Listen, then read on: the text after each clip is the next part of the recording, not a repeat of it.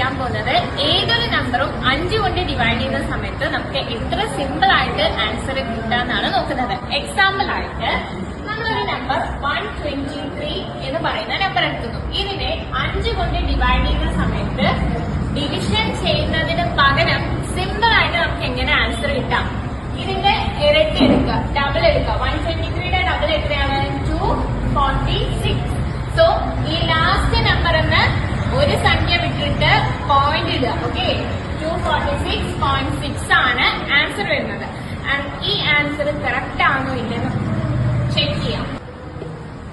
2 times 10, 4 times 20, again point 6 വരുമ്പോഴാണ് ഇതിന്റെ 0 correct ആവുന്നത് അല്ലെ. 5 into 6 ആണ് 30. നമ്മൾ ഇവിടെ ചെയ്ത ആൻസറും ആൻഡ് നമ്മൾ ഓൾറെഡി ഡബിൾ എടുത്ത് കണ്ടുവച്ച ആൻസറും സെയിം ആണ്.